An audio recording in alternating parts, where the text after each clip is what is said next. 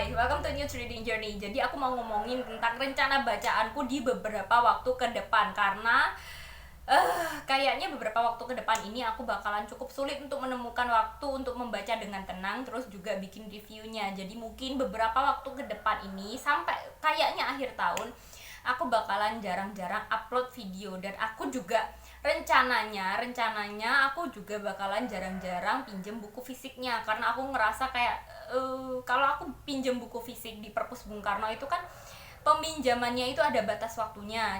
Terus karena aku nggak mau terlalu terburu-buru untuk membaca, terus mungkin gagal untuk menyelesaikan bacaan karena memang waktu pinjamku udah selesai, akhirnya aku memutuskan bahwa kayaknya di beberapa waktu ke depan aku bakalan lebih sering untuk pinjam buku di Ipusnas. Rencananya seperti itu.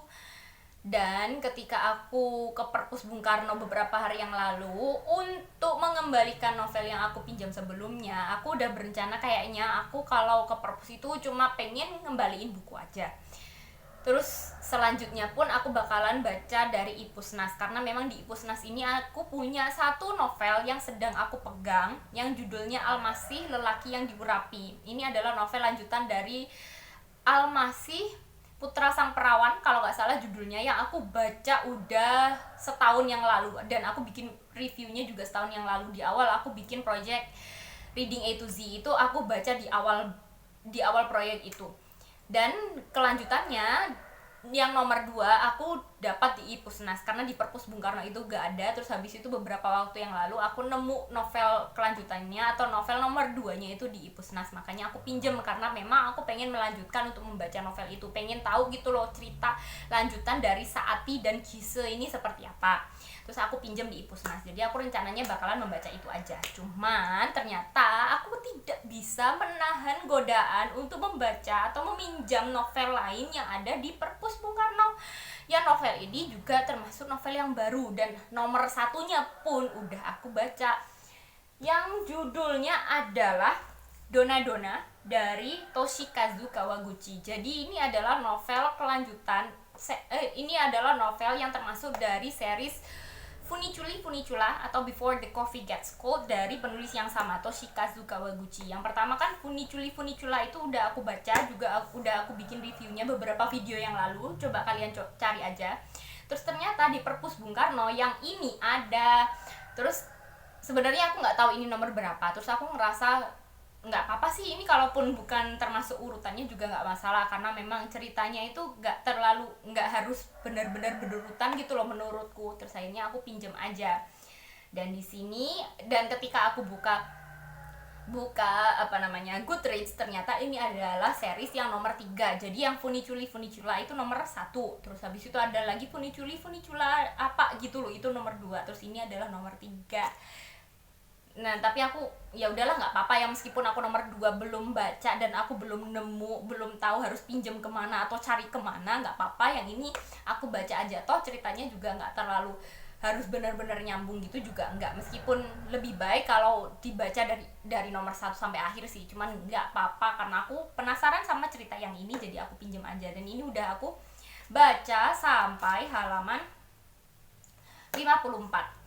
Ini baru aku proses baca, baru benar-benar aku baca itu kemarin. Jadi let's see apakah aku bisa menyelesaikan ini atau enggak, terus apakah aku suka ini apa enggak, kayak gitu. Terus karena yang ini kan menceritakan tentang kisah sebuah kafe di mana orang-orang yang mengunjungi kafe itu bisa meminta pelayanan bisa ya meminta pelayan untuk membantu mereka untuk menuju ke masa lalu atau ke masa depan. Jadi ini kan ceritanya kayak lumayan magical gitu kayak. Terus akhirnya karena aku nggak tahu lagi aku mau pinjam apa untuk yang sejenis ini, akhirnya aku kepikiran sama novel ini lagi yang udah pernah aku pinjam sebelumnya cuman gagal aku baca, yang judulnya Dalergut, Toko Penjual Mimpi. Jadi kalau yang ini kan adalah kafe di mana orang bisa menjelajah waktu, kalau yang ini adalah toko penjual mimpi. Jadi kayaknya ini lumayan cocok untuk aku bikin dalam satu video kayak gitu. Terus untuk novel yang aku baca di Ipusnas yang judulnya Almasih, yang sebenarnya udah aku proses baca juga, kan aku pinjam di Ipusnas itu baru sekali atau 2 kali ya, aku lupa. Terus habis itu kan aku baca, ya belum belum jauh kayaknya, baru sampai, kan di novel itu ada 3 bab kalau nggak salah, dan aku baru masuk ke bab yang pertama itu, dan yang bab pertama juga belum selesai. Terus tiba-tiba ternyata kemarin aku menemukan sebuah kenyataan bahwa ini menyebalkan bagiku, karena Ipusnas ini kan selama ini udah sering banget gangguan kan. Aku sering banget mengalami masalah ketika aku membuka Ipusnas. Mungkin force close, atau mungkin tiba-tiba ke logout, atau mungkin minta passwordnya ganti, atau mungkin ketika aku pinjem novelnya itu aku nggak bisa buka, terus habis itu force close, atau mungkin pokoknya banyak masalah yang terjadi sebelumnya.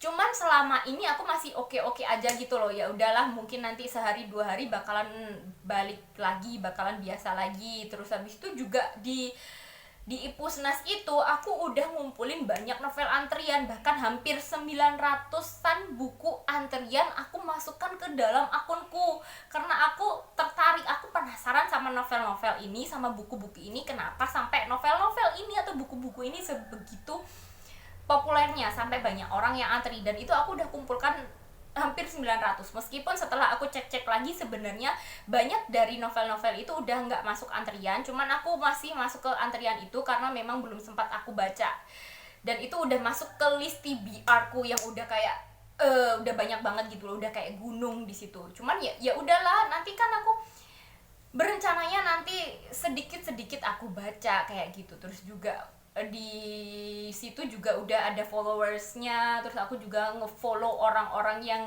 sekiranya bacaannya mirip denganku kayak gitu. Udah hidup gitu loh si akunku di Ipusnas ini, udah hidup selama 3 tahun. Dan 3 tahun itu yang aku jalani selama 3 tahun itu udah banyak hal yang udah banyak buku yang aku baca, udah banyak orang yang aku hubungi, udah banyak orang yang aku temui, buku-buku menarik yang aku simpen kayak gitu. Terus ternyata kemarin itu Ipusnas itu update. Oke, biasanya kalau update kan kayak nggak terlalu gimana gitu kan ya. Dan ya udah, kemarin itu ketika aku berusaha untuk membuka Ipusnas, aku nyadar kalau tampilan Ipusnas itu baru. Karena ketika aku membuka itu kok ngeliat kayak bagian apa ya, loading awalnya itu udah baru gitu loh, kayak nggak seperti biasanya. Wait a minute, kayak baru aja gitu tampilannya. Jadi aku ngerasa oh ini udah update ke user interface yang baru ya, lebih modern ya, karena yang dulu itu kan kayak jadul banget gitu loh, kayak biasa banget, polos banget. Cuman aku nggak pernah komplain, asalkan aku masih bisa membaca dengan baik dan benar dan lancar, nggak ada masalah. Aku nggak ada masalah sama user interface yang jadul itu, aku nggak apa-apa gitu loh, nggak ikutan protes. Meskipun aku juga tahu kalau orang-orang itu banyak juga yang protes karena user interface-nya terlalu jadul, terlalu biasa, terlalu plain. Terus akhirnya kemarin itu aku buka Ipusnas itu seperti ini, user interface-nya itu kayak udah lebih apa ya, lebih modern gitu loh. Cuman memang kayak butuh masuk lagi, kayak butuh login lagi. Oke, aku masih positive thinking, mungkin butuh login seperti biasa karena memang ini baru update jadi harus login lagi. Gak apa-apa kalau memang seperti itu. Cuman setelah aku coba-coba login itu kayak selalu gagal. Kayak ini aku udah berusaha login pakai emailku pakai emailku ini, kayak nungguin kayak gini lama nggak masuk, terus tiba-tiba dia nanti ketutup, ke force close. Terus ada satu waktu ketika aku bisa masuk ke situ, ke akun Ipusnasku, tapi ternyata setelah aku buka, aku menemui kenyataan bahwa akun Ipusnasku itu udah kosong melompong, followers nggak ada, buku antrian nggak ada, kayak terus daftar bacaanku yang selama ini juga nggak ada, buku yang aku pinjem yang judulnya Almasih itu juga nggak ada. Kayak apa yang terjadi, kayak aku sebel banget gitu loh, aku stres banget sama Ipusnas 2 harian deh sama hari ini, karena ya kayak gitu, kayak ini update tapi malah segalanya akunku itu jadi kosongan, dan itu menyebalkan karena aku ngumpulin buku antrian itu udah banyak banget dan aku pengen baca dan aku nggak hafal semuanya karena ada 900 itu. Aku biasanya ya cuma ngasal aja, cuma kayak orang-orang antri ya aku ikut antri, aku nggak tahu judulnya gitu. Sedih. Terus aku coba untuk pinjam buku kan, aku coba pinjam buku itu, aku biasanya searchnya itu pakai nama penulis, kayak nama penulis yang aku bener-bener suka gitu kan. Ada beberapa, terus ketika aku search pakai nama penulis itu gak ada dong, gak muncul dong bukunya, gak ada sama sekali, kosongan gitu loh, kayak gak ketemu gitu. Padahal yang aku tahu dulu itu kalau aku search pakai nama penulis itu muncul buku-bukunya. Nah ini gak ada, gak bisa muncul. Ternyata mintanya adalah aku search itu pakai judulnya, dan kalau pakai judulnya itu aku gak hafal judulnya. Biasanya aku itu nyarinya yang nama penulis itu karena aku nggak hafal semua bukunya, dan aduh stres banget buka Ipusnas sekarang. Tampilannya jadi bagus, iya jadi modern, bagus banget gitu ya, cuman kayak ini menyebalkan, nge-search buku susah, terus buku antrianku hilang, terus benar-benar jadi kosongan. Sedih banget. Jadi sampai hari ini pun aku belum bisa rela kalau akunku itu jadi kosongan lagi, kosongan seperti ini. Gak tahu, nanti aku bakalan coba lagi. Tapi ya tadi pagi itu aku buka Ipusnas itu bisa, subuh itu aku bisa buka. Terus aku coba untuk pinjem buku itu bisa, karena kemarin itu aku berusaha untuk pinjem buku itu nggak bisa, kayak nggak ada jaringan. Padahal aku pakai wifi tapi katanya di situ nggak ada jaringan sama sekali. Jadi kemarin itu nggak bisa pinjem buku sama sekali. Cuman hari ini tadi pagi aku udah coba lagi, aku login lagi, ternyata bisa pinjem buku, bisa. Cuman belum sempat aku baca, siangan, udah agak siang itu aku buka Ipusnas lagi, minta login lagi, dan sampai sekarang juga belum bisa masuk. Jadi seperti itu ya kawan-kawan, rencanaku untuk pinjem buku lebih banyak lagi di Ipusnas, karena aku agak lumayan sibuk belakangan ini, kayaknya harus aku batalkan. Gak tahu aku batalkan apa enggak. Jadi aku masih berusaha untuk mencari jalan bagaimana caranya aku bisa pinjem buku di Ipusnas lagi dan bisa menggunakan Ipusnas lagi dengan enak, karena memang Ipusnas ini menyebalkan sekali. Ya ampun, ada aja gitu godaannya kalau pakai Ipusnas ya kawan.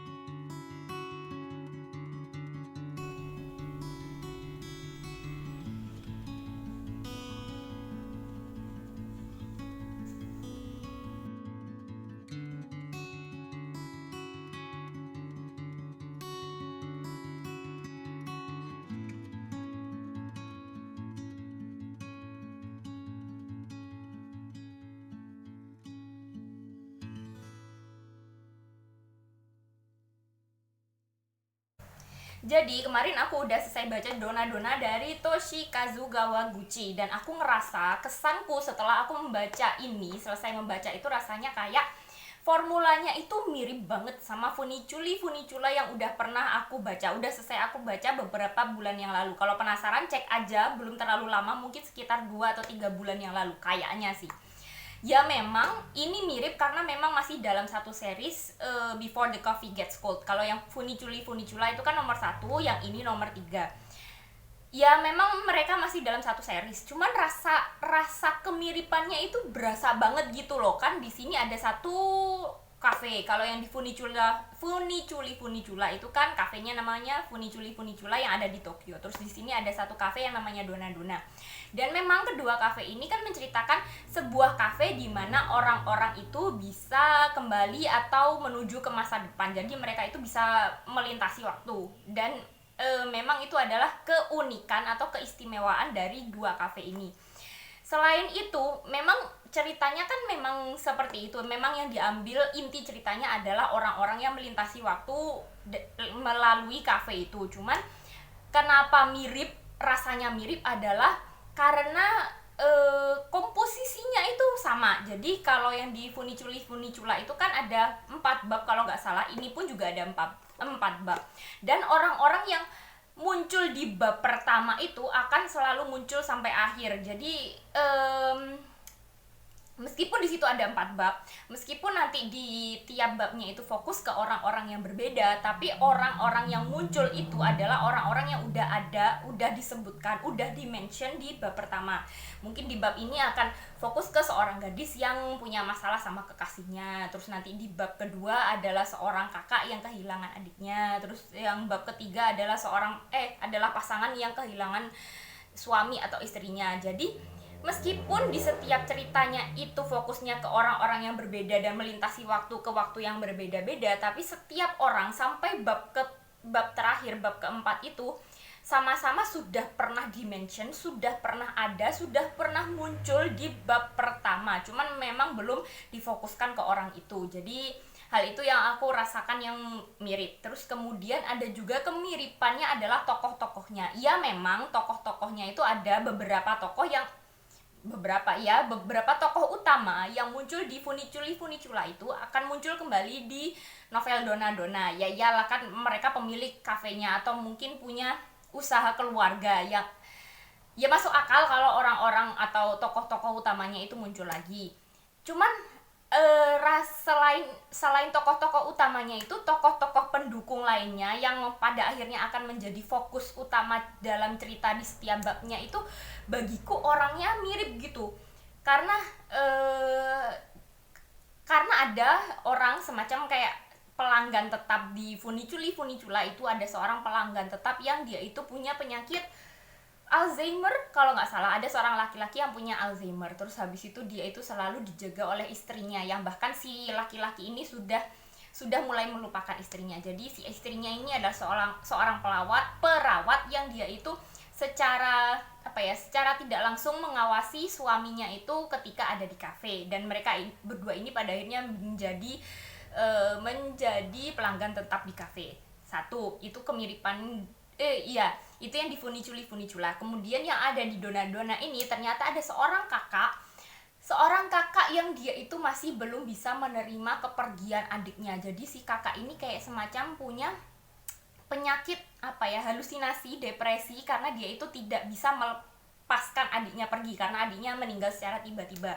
Dan si kakak ini juga sering datang ke kafe Donna Donna untuk mencari adiknya. Dan ternyata di kafe itu juga ada seorang pelanggan tetap yang dia itu seorang psikiater atau psikolog yang ternyata dia adalah dokter bagi si kakak ini yang sering datang ke Donna Donna untuk mencari adiknya. Jadi ada kemiripan gitu. Kalau di sini kan kalau di Funicula ada seorang laki-laki Alzheimer yang dijaga oleh istrinya yang seorang perawat. Terus habis itu di Donna Donna ini ada seorang kakak yang mengalami halusinasi yang dirawat oleh seorang dokter psikolog atau psikiater. Jadi bagiku kayak bumbunya mirip, nggak terlalu berbeda gitu rasanya. Terus udah sih kayaknya itu aja. Cuman untuk setiap babnya ini memang berbeda-beda, nggak ada yang mirip, nggak ada yang sama ceritanya. Jadi dari yang Funicula pun kan ada 4 bab atau 5 bab aku lupa, itu semua fokus ceritanya orang-orangnya itu berbeda-beda. Kalau di sini pun juga ceritanya berbeda-beda. Jadi kalau untuk yang Donna Donna, untuk kalian yang belum tahu tentang series Before the Coffee Gets Cold, di sini ada sebuah cafe di mana orang-orang itu bisa meminum kopi di situ, di suatu tempat tertentu, di kursi tertentu dengan beberapa syarat tertentu agar dia itu bisa menjelajah waktu. Pada umumnya orang-orang itu menjelajah waktu ke masa lalu untuk bertemu dengan orang-orang di masa lalu yang juga pernah datang ke kafe itu. Cuman mereka juga bisa menuju ke masa depan. Hanya syaratnya adalah jika orang yang ingin dia temui itu benar-benar bisa datang di waktu yang dia inginkan di masa depan. Jadi kalaupun dia datang ke masa depan itu belum tentu si orang yang ingin dia temui atau situasi yang ingin dia dapatkan itu bisa dia dapatkan, karena kan kalau di masa depan itu belum pernah terjadi. Jadi itu lebih sulit untuk dihadapi atau dilalui. Kalau ke masa lalu kan mungkin kita bisa menyebutkan dengan tepat waktunya kapan dan suasananya seperti apa dan orang yang datang itu seperti apa, karena memang kan waktunya udah pernah dilalui. Jadi untuk kembali ke masa lalu atau menuju ke masa depan itu mereka perlu untuk duduk di suatu kursi khusus dan mereka disediakan waktu yang sangat sedikit, yaitu hanya sampai kopinya itu sebelum dingin. Jadi kalau kopinya udah dingin, mereka itu harus segera meminumnya sampai habis agar mereka bisa kembali ke masa mereka yang sebenarnya, seperti itu. Terus ceritanya adalah meskipun orang-orang itu bisa kembali ke masa lalu atau bisa menuju ke masa depan, biasanya orang-orang itu berharap bahwa kalau kita bisa mengulang waktu atau bisa kembali ke masa lalu, kita bisa memperbaiki keadaan. Sayangnya, ada satu peraturan khusus, bukan peraturan sih, ada satu kenyataan bahwa meskipun kita bisa kembali ke masa lalu melalui kafe ini, kenyataan yang ada di masa kini itu tidak bisa berubah. Jadi kalau mungkin ada orang yang sudah meninggal, terus kita ingin bertemu dengan orang itu di masa lalu sebelum orangnya meninggal, mungkin karena kecelakaan, andai pun kita bilang untuk hati-hati di jalan, nanti mungkin ada kecelakaan, kita tidak bisa menghindari atau tidak bisa mencegah bahwa orang yang ingin kita temui di masa lalu itu meninggal karena kecelakaan. Jadi kenyataan itu tetap terjadi, tidak ada yang berubah. Jadi pertanyaannya di novel yang pertama adalah apakah menjelajah waktu, apakah kembali ke masa lalu, apakah dengan bertemu dengan orang-orang di masa lalu itu dan mengatakan apa yang seharusnya kita katakan, apa yang kita ingin katakan kepada orang-orang di masa lalu itu bisa worth it untuk dilakukan. Karena toh kalaupun kita melakukan penjelajahan waktu itu tidak ada yang bisa diubah dari kenyataan yang terjadi. Cuman setelah aku membaca, aku mendapati bahwa memang kenyataan itu tidak bisa berubah. Di sini pun juga seperti itu, tidak ada kenyataan yang bisa berubah. Cuman ada yang berubah adalah perasaan dari tokoh-tokohnya. Mungkin orang-orang yang kembali ke masa lalu itu pada akhirnya merasa lega karena dia bisa mengatakan apa yang sebelumnya tidak dia sampaikan, atau dia berusaha untuk tutup-tutupi sebelumnya dari si orang yang ingin dia temui. Ya, setidaknya perasaan dari tokoh-tokohnya ini bisa berubah atau setidaknya bisa lebih lega meskipun kenyataannya tidak bisa berubah. Kalau di sini kan ada empat cerita. Dari keempat cerita ini yang aku temui adalah, kalau yang di Funicula itu ceritanya beragam. Ada orang yang ingin ditemui karena orang itu sudah meninggal, ada juga orang yang akhirnya ke masa depan karena dia tahu bahwa dirinya akan meninggal dan dia ingin bertemu dengan anaknya di masa depan, kayak gitu. Terus ada juga orang yang menemui pasangannya atau suaminya sebelum si suami ini sakit, meskipun si suami ini masih hidup. Jadi dia ketemu dengan suaminya sebelum si suami ini kehilangan memorinya. Kalau itu kan masih kayak beragam gitu loh, ada yang udah meninggal, ada yang akan tahu bahwa dirinya akan meninggal, ada juga yang belum meninggal. Kalau yang di sini keseluruhan ceritanya ini berkaitan dengan orang-orang yang meninggal. Menurutku ini kayak di setiap bab itu selalu ada orang-orang yang meninggal, dan orang-orang yang ditemui sama tokoh-tokoh yang ada di sini itu adalah orang-orang yang pada akhirnya meninggal atau pada kenyataannya meninggal gitu loh. Jadi di sini ada 4 bab. Yang pertama itu adalah ada seorang yatim piatu yang kesepian, yang dia itu ingin bertemu dengan kedua orang tuanya sebelum orang tuanya itu mengalami kecelakaan. Terus habis itu ada juga suami yang dia itu kehilangan semangat hidup karena dia itu sudah ditinggal istrinya meninggal. Terus habis itu juga ada seorang kakak yang dia itu mengalami depresi karena adiknya meninggal secara tiba-tiba. Terus yang bab terakhir itu adalah seorang sahabat yang dia itu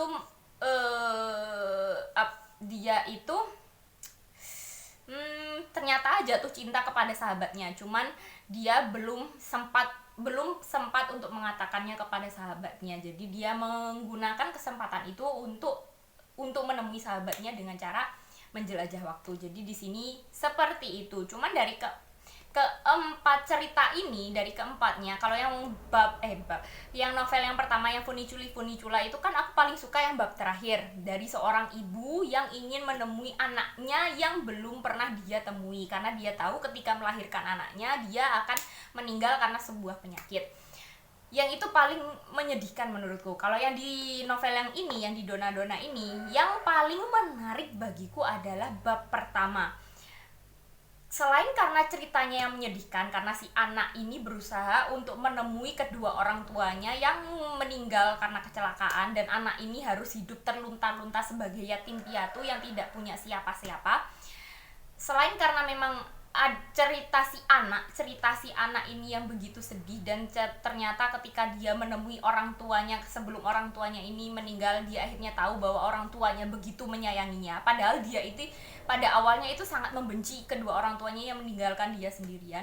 Selain karena cerita sedih dari hubungan orang tua dan anak ini, juga ada hal yang menarik bagiku adalah karena ada cerita yang menghubungkan antara bab terakhir di Funicula dengan bab pertama di novel Donna Donna.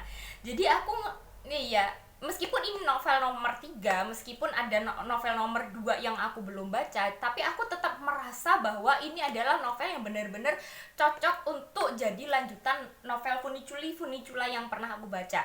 Jadi kalau yang di novel Funicula yang aku baca di bab terakhir itu kan ceritanya si pemilik kafe yang namanya siapa ya, aku lupa. Pokoknya si pemilik kafe ini ceritanya dia ketika sudah janjian ketemu dengan seorang perempuan yang datang dari masa lalu ke masa depan itu, kan dipikirnya si pemilik kafe itu akan tetap ada di kafe itu, karena ternyata si pemilik kafe ini punya hubungan, atau dia itu ternyata adalah suami dari si perempuan yang datang dari masa lalu untuk menemui anaknya di masa depan. Dan ketika itu terjadi, ternyata malah ada hal yang tidak terduga, adalah bahwa si pemilik kafe dan seorang asistennya atau sepupunya yang bernama Kazu itu, ternyata di saat si perempuan itu datang ke masa depan itu, di saat itu ternyata pemilik kafe dan sepupunya itu sedang ada di Hokkaido atau di Hakodate. Di Hakodate, Hokkaido. Dan si pemilik kafenya ini kan ditelepon, kenapa kok di saat-saat penting seperti itu si pemilik kafe ini justru malah ada di Hakodate. Cuman karena si pemilik kafe ini tidak punya cukup waktu, karena dia tahu bahwa waktu si perempuan ini sangat singkat, hanya sebelum kopinya itu dingin. Di novel yang pertama itu di Funicula itu tidak dijelaskan kenapa, hanya saja kayak penting gitu loh, dia itu punya urusan yang sangat mendesak sampai akhirnya dia harus ke Hakodate di saat itu, meskipun di saat itu dia tahu bahwa akan ada seseorang yang sangat penting di hidupnya di masa lalu yang akan datang untuk menemui dirinya.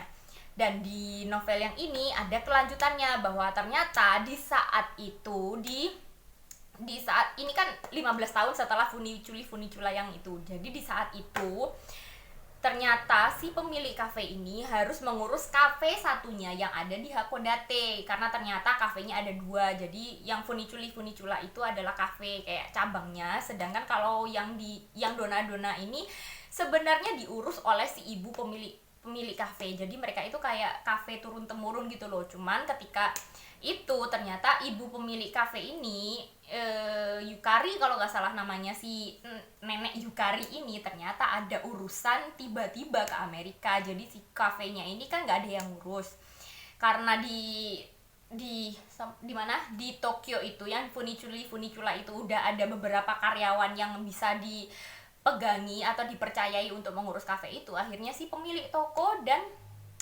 pemilik kafe dan sepupunya itu memutuskan untuk ke Hakodate untuk mengurus kafe satunya.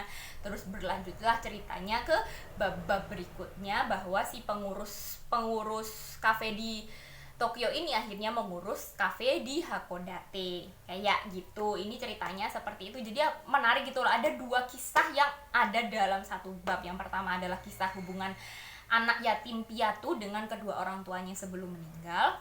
Terus juga ada kisah kelanjutan dari bab terakhir di Funicula yang dilanjutkan dan dijelaskan di bab pertama di Donna Donna ini. Jadi seperti itu kesanku tentang novel ini. Tetap heartwarming, tetap menyenangkan, tetap menyedihkan, cuman ceritanya itu tidak mengharukan yang aku baca di Funicula yang bab terakhir. Kurasa seperti itu.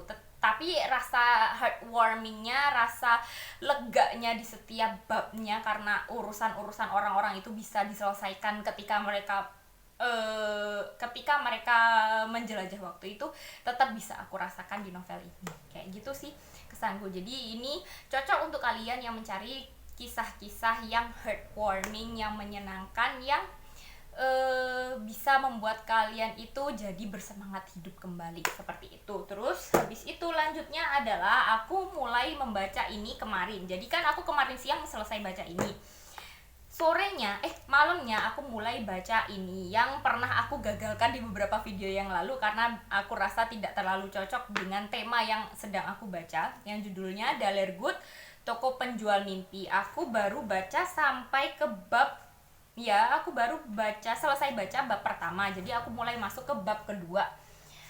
Kalau untuk novel yang ini, sejauh ini masih kayak pengenalan tokoh-tokohnya, situasinya, sama tempatnya. Jadi kalau untuk yang novel yang ini, aku pikir bahwa di bagian pengenalannya itu akan ada pengenalan di dunia nyata, terus habis itu orang-orang akan mulai tertidur, terus masuk ke alam mimpi, terus masuk ke toko Dalergut ini. Cuman ternyata setelah aku membaca, aku baru menyadari bahwa ini dari awal pun kita langsung dimasukkan ke dunia mimpi. Jadi ini adalah dunia fantasi banget karena langsung dimasukkan ke dunia mimpi, di mana di sana ada makhluk-makhluk aneh yang menjual mimpi, yang membuat mimpi, yang menjaga orang-orang tetap tertidur dengan layak, kayak gitu. Ini sejauh yang aku baca seperti itu. Dan si tokoh utamanya namanya Penny.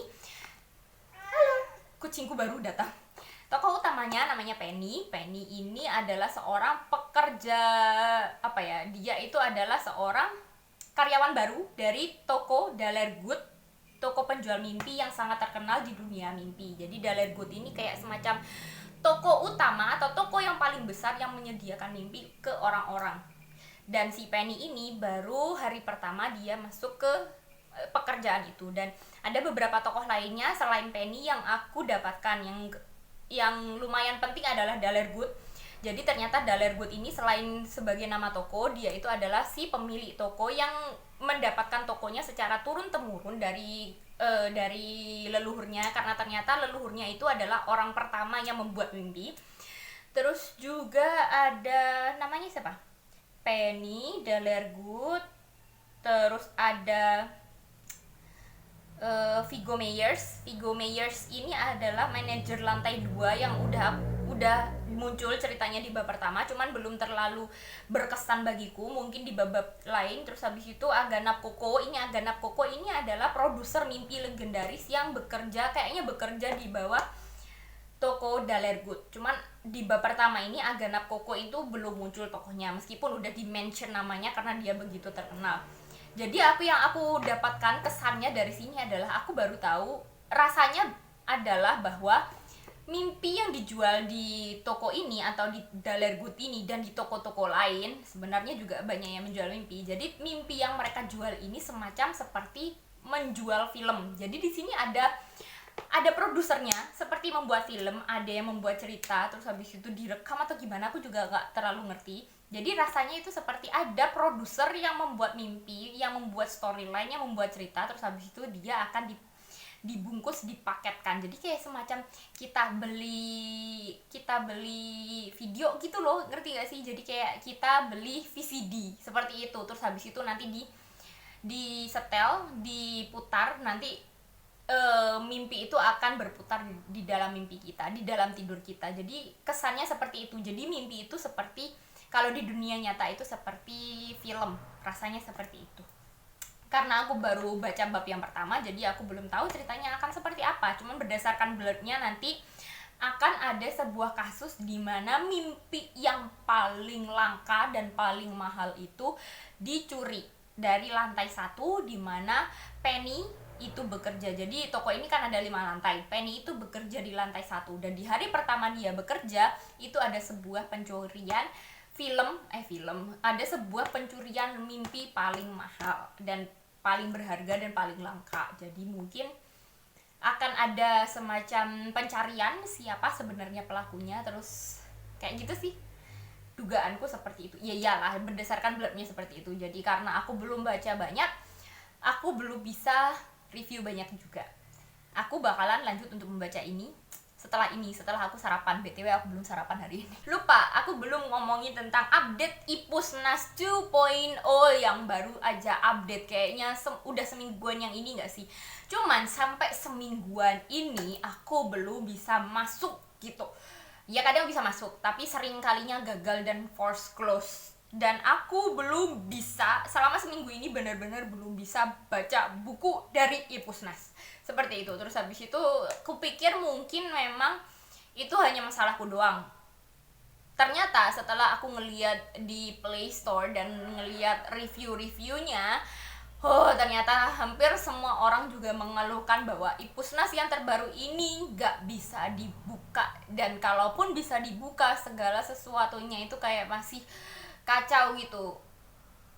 Nyari novel susah, udah nyarinya susah, mau pinjem juga susah, loadingnya lama karena terlalu berat. Terus habis itu juga meskipun bisa masuk, nanti kalau kita udah keluar dari Ipusnas kita harus login lagi kalau mau masuk. Jadi kayak masih belum jelas ini Ipusnas kelanjutannya bakalan seperti apa, padahal ini udah seminggu. Dan aku sebenarnya maunya, rencananya kan nanti di beberapa waktu ke depan aku pengennya pinjam di Ipusnas aja untuk sementara waktu. Tapi karena kondisinya seperti ini kayak meragukan ya kawan. Apa sih ini, kayak bener-bener mengecewakan gitu loh. Ini kan aplikasi dari pemerintah yang sangat bermanfaat, bukan aplikasi yang nggak ada gunanya gitu loh. Ini adalah aplikasi yang bermanfaat untuk anak bangsa yang butuh bacaan gratis. Tapi kok malah kayak gini. Ini udah seminggu dan belum ada perbaikan. Aku nggak tahu bakalan berapa lama lagi Ipusnas akan seperti ini, atau mungkin nantinya Ipusnas akan aku hapus aja dan aku nggak usah pakai aplikasi Ipusnas karena memang sangat mengecewakan.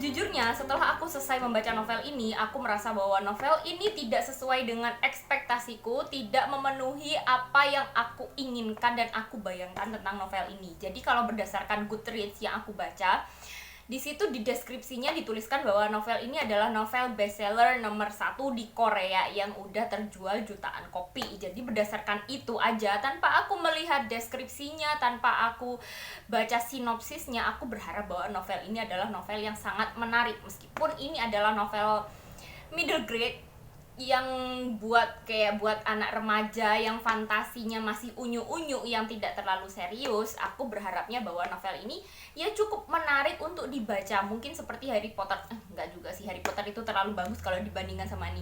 Jadi setidaknya menarik gitu loh, world buildingnya bagus, mungkin keajaiban yang dideskripsikan di sini bagus dan sangat menarik, dunianya cantik, terus habis itu juga setidaknya ada pesan moral yang bisa aku dapatkan. Tapi sayangnya dari kesemua itu aku ngerasa tidak ada yang sesuai dengan apa yang aku harapkan dan tidak mencapai ekspektasiku lah.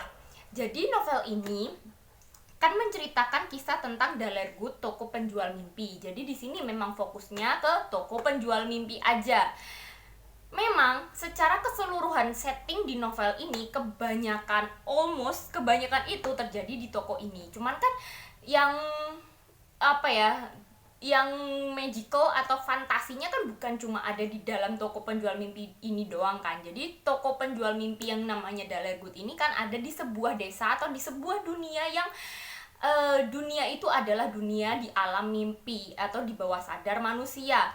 Dan kalau seperti itu kan aku harusnya dalam pikiranku bahwa world buildingnya itu juga semestinya sebaiknya bukan cuma fokus ke satu toko itu doang dan akhirnya settingnya cuma di satu tempat itu doang, tapi setidaknya tempat-tempat lain atau di sekitar toko itu masih bisa dijelaskan dengan baik gitu loh. Jadi aku bisa membayangkan dunianya seperti apa, lingkungannya seperti apa, terus karakternya seperti apa, apakah karakternya totally seperti manusia atau mungkin ada makhluk-makhluk lainnya.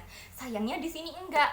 Memang ada kadang-kadang itu ada set di mana si tokoh-tokohnya itu ada di luar toko, mungkin ada di sekitar toko, ada di lingkungan di jalan depan toko. Karena diceritakan bahwa di depan tokonya ini ada sebuah bank, terus di dekatnya itu juga ada kafe. Cuman untuk settingnya itu, untuk waktu di setting di luar toko itu singkat banget dan gak jelas menurutku tempatnya itu seperti apa, bagaimana sistemnya itu berjalan, terus karakternya itu seperti apa. Kalau di sini kan tokoh utamanya kan namanya Penny. Di sini tidak dijelaskan Penny ini wujudnya seperti apa. Jadi aku berpikiran bahwa Penny ini mungkin memang wujudnya seperti manusia, cuman dia adalah makhluk yang ada di alam mimpi. Oke, nggak apa-apa.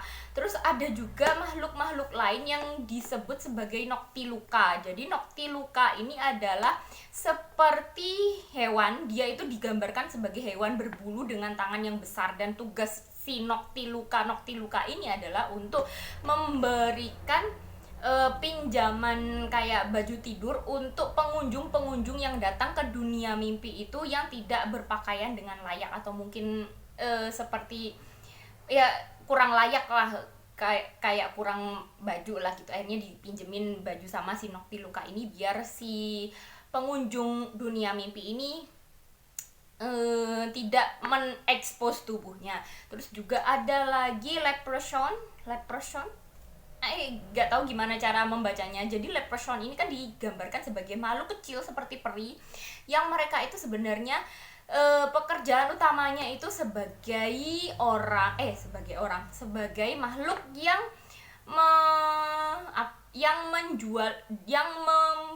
memproduksi dan menjual sepatu biar orang-orang yang datang ke dunia mimpi itu bisa terbang kayak gitu. Cuman karena sepatu itu di dunia mimpi tidak terlalu dipakai, karena ternyata di dunia mimpi ini jalanan itu sangat bersih sampai orang-orang itu biasanya hanya pakai kaos kaki doang tanpa sepatu.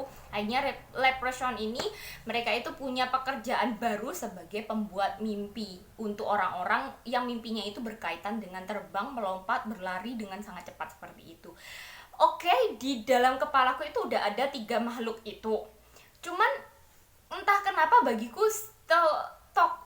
tokoh tokoh-tokoh atau makhluk-makhluk di alam mimpi itu tidak terlalu tergambarkan dengan jelas seperti apa mereka hidup gitu, kayak cuma sekilas selalu aja. Terus habis itu juga tentang pembuatan mimpi itu juga bagiku hanya sepintas selalu doang, kayak oh ini si produser ini membuat mimpi tentang ini, mungkin mimpi tentang orang mati, terus si produser ini membuat mimpi tentang alam, produser ini membuat mimpi tentang cinta, hanya seperti itu. Kayak bayanganku tentang bagaimana cara membuat mimpi, bagaimana proses memproduksi mimpi sampai diperjualbelikan juga tidak dijelaskan dengan baik gitu. Hanya yang aku tahu adalah bahwa di situ ada banyak, sebenarnya banyak produser, cuman yang paling terkenal ada 5 kalau nggak salah, dan mereka itu membuat mimpi dengan genrenya masing-masing, yang mimpi-mimpi itu kebanyakan dijual di Dalergood. Dan Dalergood itu sebenarnya juga bukan toko penjual mimpi satu-satunya di dunia mimpi itu, jadi harusnya di tempat lain itu juga ada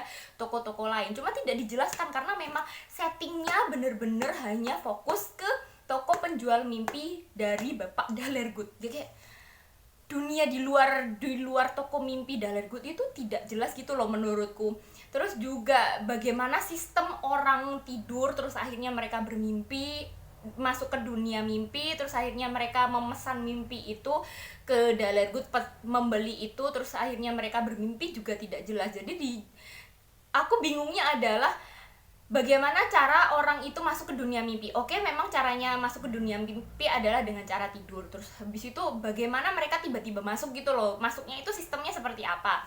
Terus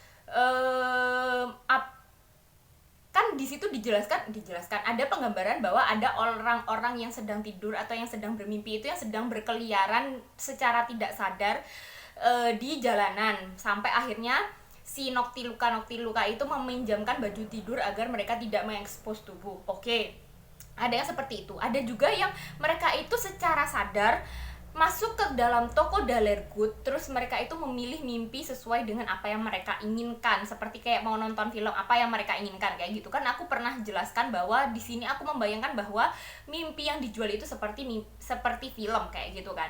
Nah, aku bingungnya adalah bagaimana bisa ada orang-orang yang sadar dan bisa membeli mimpi di Dalergood, sedangkan ada juga orang-orang yang berkeliaran secara tidak sadar yang bahkan mereka itu hampir telanjang di pinggir jalan.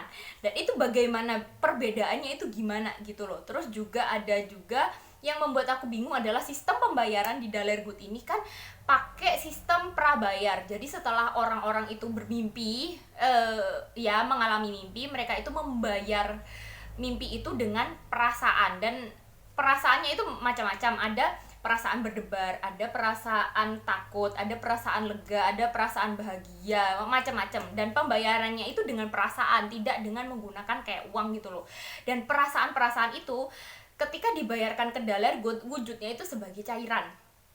Dan cairan inilah yang pada akhirnya dikumpulkan ke dalam botol, terus nanti si cairan-cairan itu ditukarkan disimpan di bank. Dan di bank itu juga bisa menukarkan perasaan dalam botol itu dengan uang. Jadi di situ juga ada uang. Sistem pembayarannya itu sebenarnya pakai uang, cuman orang-orang yang bermimpi itu membayarnya pakai perasaan yang akhirnya ditukarkan ke bank dengan uang di alam mimpi. Jadi aku bingung ini wujudnya seperti apa gitu loh, membayangkan sistemnya seperti apa, karena sebenarnya perasaan-perasaan itu pun juga bisa digunakan untuk hal-hal lain, bukan cuma untuk ditukarkan dengan uang. Tapi ternyata perasaan itu yang wujudnya seperti cairan itu bisa dimakan, bisa disemprotkan, bisa contohnya ya, ada perasaan tenang, mungkin salah satu contohnya adalah perasaan tenang. Nanti si perasaan tenang itu bisa kayak dicampurkan ke bahan makanan biar orang yang memakannya itu merasa lebih tenang gitu loh, meskipun mereka sedang stres atau merasa tertekan karena suatu hal. Ketika mereka memakan suatu makanan yang ada tetesan perasaan tenangnya itu, mereka bisa merasa lebih tenang aja gitu. Terus ada juga perasaan marah, yang ternyata perasaan marah itu berkaitan dengan api. Jadi kalau perasaan marah itu bisa membesarkan api, jadi kayak bahan bakar, kayak BBM gitu loh, aku ngerasa, membayangkannya. Terus ada juga perasaan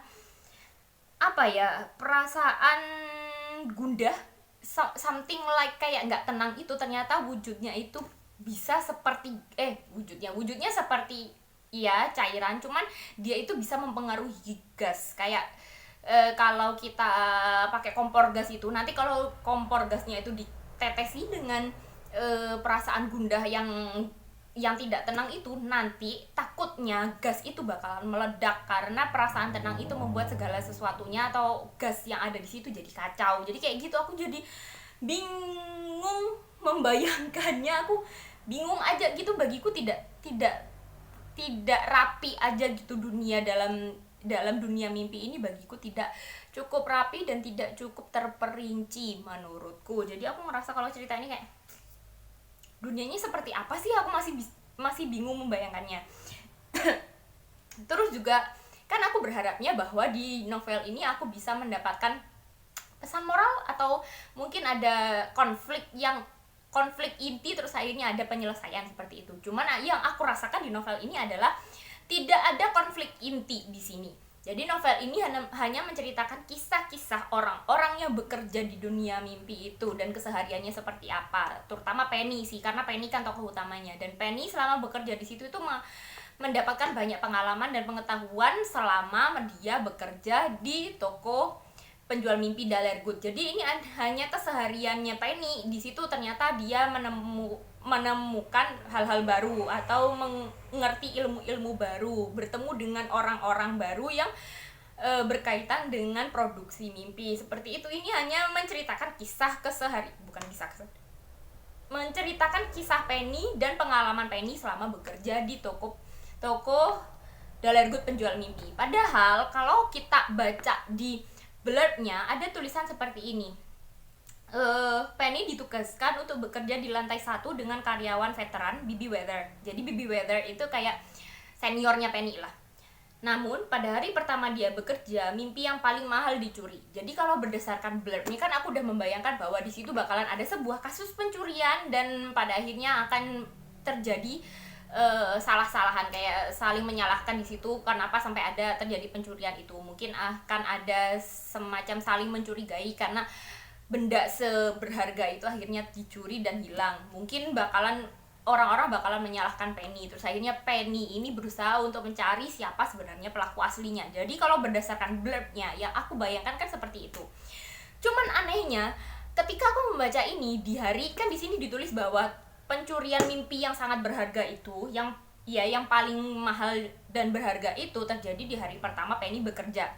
Sayangnya ketika aku membaca itu, aku tidak menemukan mimpi apa yang paling berharga itu yang dicuri. Jadi ketika Penny baru pertama kali bekerja atau hari pertama dia bekerja, memang ada terjadi sebuah pencurian, tapi yang dicuri itu bukan mimpi. Jadi apa yang ditulis di blurb itu kok kayak gak sesuai gitu loh. Jadi memang ada sebuah pencurian di pencurian yang sebenarnya hal itu terjadi karena kecerobohannya Penny. Jadi Penny ini membawa botol perasaan yang kayak botol perasaan berdebar kalau nggak salah. Itu kan hasil kumpulan dari pembayaran dari para pelanggan, dan dia itu diperintahkan untuk membawa ke bank untuk disimpan di bank atau ditabung di bank.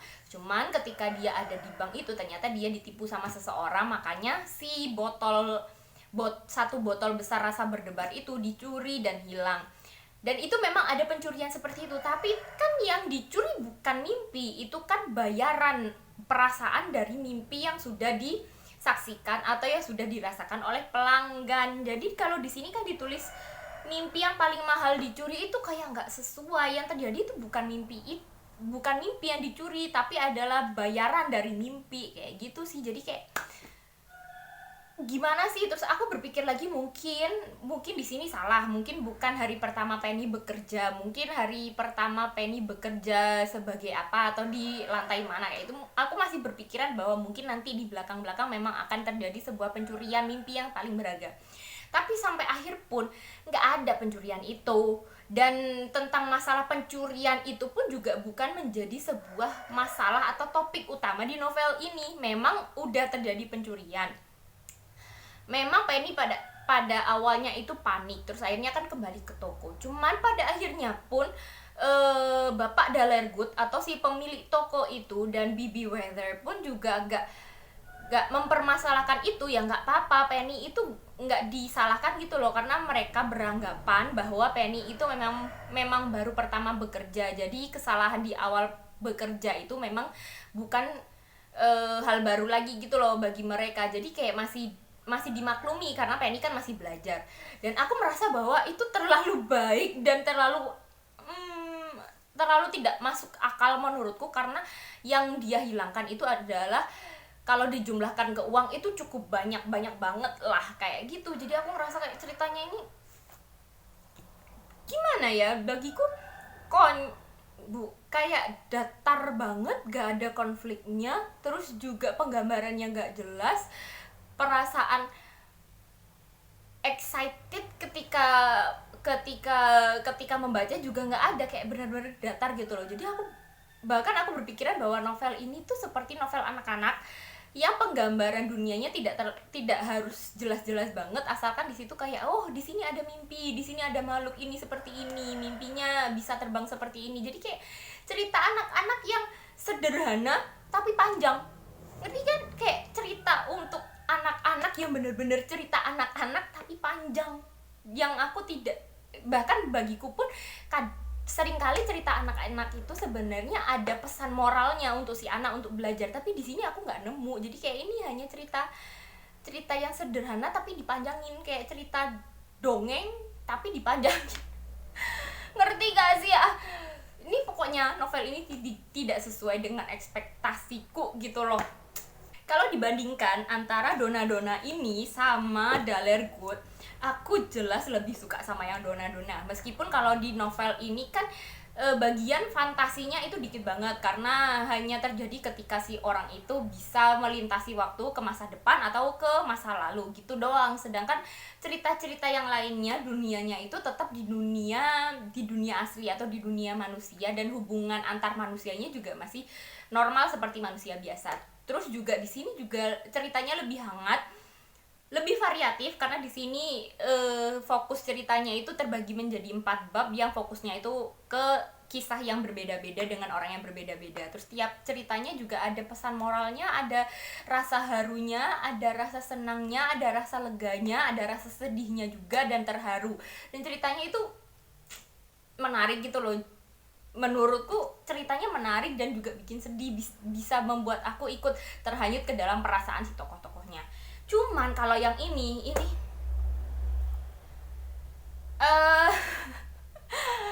aku mau bilang aku tidak merekomendasikan novel ini juga kayak gimana ya, karena di Korea ini kok jadi novel bestseller. Jadi aku juga bingung apakah memang ekspektasiku yang ketinggian atau bagaimana. Cuman kalau kalian suka sama genre-genre novel yang fantasi, yang benar-benar di luar dunia kita yang sebenarnya, mungkin kalian akan suka sama cerita ini. Ya meskipun di sini juga ada dunia manusia sih, ada cerita-cerita kayak selipan ketika ada pelanggan yang datang, terus dia memilih mimpi. Nanti mimpinya itu akan berpengaruh apa ke kehidupan mereka di dunia nyata.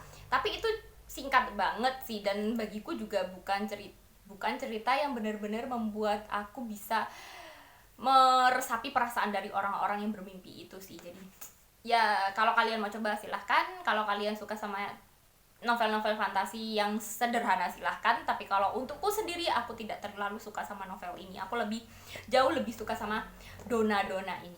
Jadi sekian review 2 novel dariku. Terima kasih udah nonton dan semoga kalian tertarik untuk membaca. See you next time. Goodbye.